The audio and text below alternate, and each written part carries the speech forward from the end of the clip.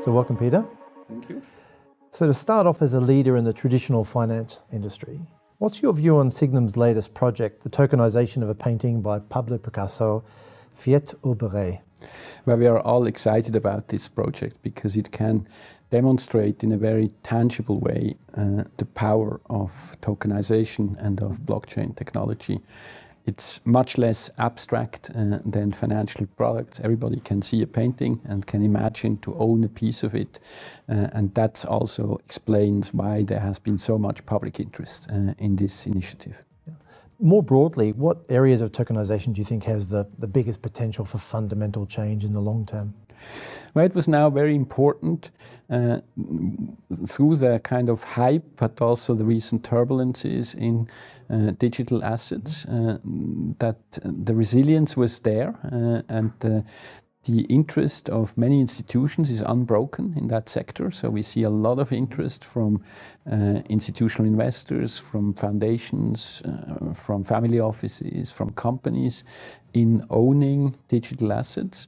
And that, I think, represents an important foundation for where to go from here. Now, addressing your question, there is not really a limit. I mean, all assets that are currently illiquid and not tradable could be made open for tokenization. These are areas such as the one we're talking about now, which is art or other luxury goods, but it could also expand into venture capital, into lending to small and medium-sized enterprises, up to areas that are maybe more pioneering, for example, impact investing. I could imagine Signum issuing tokens for impact initiatives that are put in the service of sustainability, of fighting poverty, or of addressing climate change. What do you think are the implications for the industry, and in particular, what's at stake for banks in this process? Well, it is obviously a technology and an approach with a lot of disruption potential, both for active disruption as well as for passive disruption. Banks have been declared dead many times, so I don't believe that traditional banks will disappear in 3 years. That will not happen, but it's very clear, and we see it from our daily work, that banks see this trend. They are challenged by it. Many are embarking on it. Signum is in contact with a lot of smaller banks who want to provide access to digital assets for their clients. Also, large global banks are very interested and are figuring out whether they want to engage themselves or whether they want to work with partners. So it is an enormous momentum, and a lot of indications point to this trend going mainstream and really affecting the fundamentals of the industry. What do you think the rewards will be for these early movers, the banks that take it towards this strategy? Well, it's too early to say who will be the winners and who will be the losers. It is obviously an enormously dynamic field. I mean, if we just look at what has happened in DeFi, decentralized finance, in the recent 12 to 18 months, where essentially a new industry of several dozens of billions of market cap has been created newly. And it's obvious that there will be some who will be very, very rewarded by it through market capitalization. There will also be accidents, there will be disappointments, there will even be kind of treason and disappointment and criminality. I think that's the nature of the game, and I think that's why it is so important to be regulated. That's why Signum has opted from the beginning to apply for a full banking license in order to make sure that we deserve the claim to be a trusted partner for clients.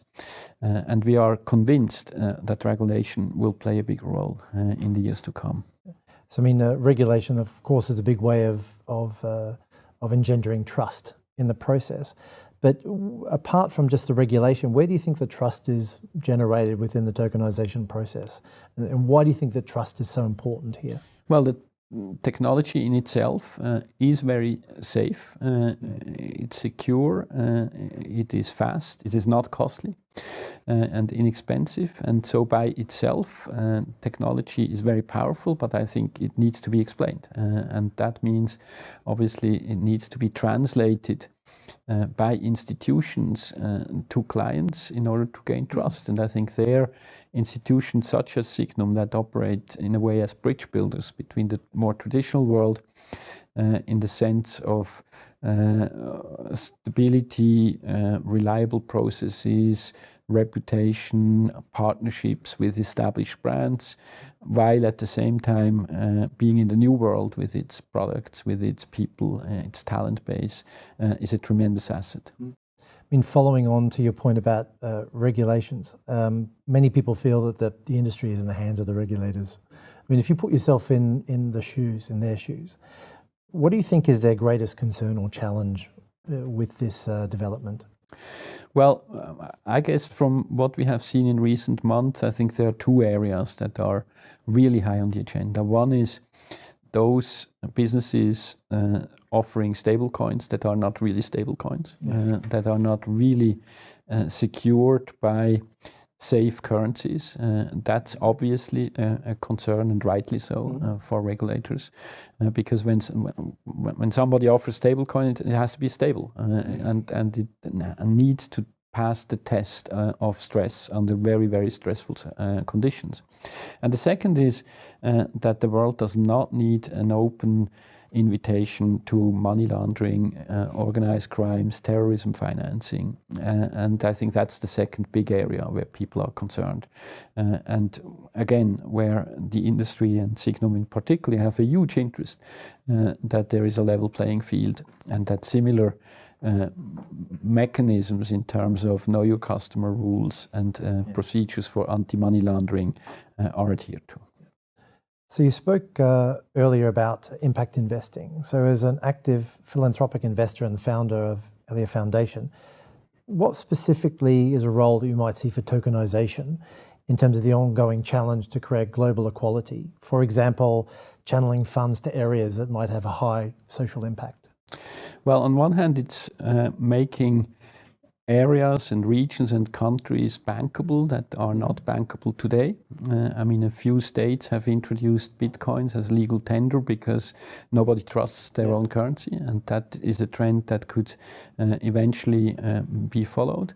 And the other one is that traceability is an important element, for example, in securing fair traded coffee or chocolate.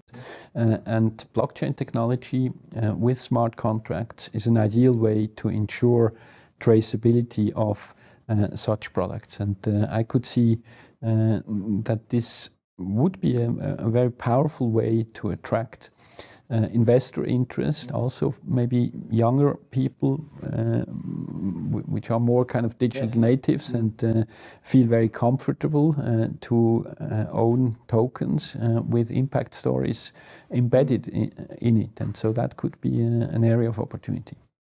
So coming back to the industry for a moment, I mean, looking into your crystal ball, where do you see in 5 to 10 years' time the landscape evolving, and kind of what role specifically about traditional banks versus digital asset banks like Signum playing? Well, to be honest, I've been too long in the industry to trust my crystal ball. Okay. So I think nobody knows what will happen. I think what is very clear is that this thing will still be around in 10 to 15 to 20 years. And why do I say that? For me, the proof is always when new ideas are matched by talent. And at Signum, we receive currently about 500 CVs from qualified, very interested, very ambitious people who want to work there. And I think that demonstrates to me that this is not a fad that will go over in a few months or years, but that this is a trend that is here to stay. It will transform the industry. What the models, how they will look like, which ones will prevail, I think nobody knows today. Yeah, I mean, you spoke earlier about a bridge, and I think that's a great metaphor for that connection between the banking heritage and the innovation of the future. But it also implies that there's a river in between, and that there's a gap there. And I think, I mean, you see that being closed over time. You know, would you agree that the most likely going to be an evolutionary change where there's going to be cross-fertilization and a kind of a blending together of of heritages and technologies?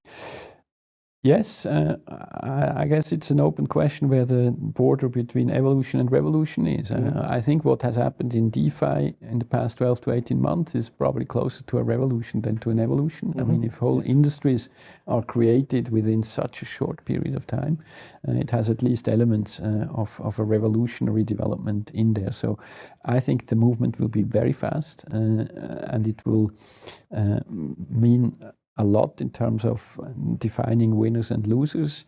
And I think people today, and that's widely recognized, cannot ignore the trend. That's why we see so much interest, for example, also by traditional banks, because their clients are demanding it. They want a bank, a partner who knows, is knowledgeable about it. And so in that sense, it will be a very fast evolution. So to close out, I guess, maybe coming back to a revolutionary, Pablo himself, Cubism was born out of a reaction against traditional art, seeking to challenge, the way that we see the world from different perspectives. So the question I'd like to ask all of our guests today is, if Pablo was alive today and attending our event, what do you think he would make of the tokenization of his painting? Well, he would be thrilled because Pablo Picasso obviously was one of the most creative and imaginative personalities of the last century. But he also was very engaged and quite frankly, commercially astute individual. Yes. And we all know his Dove of Peace, which we invented at the occasion of the World Peace Conference in 1948 in Paris.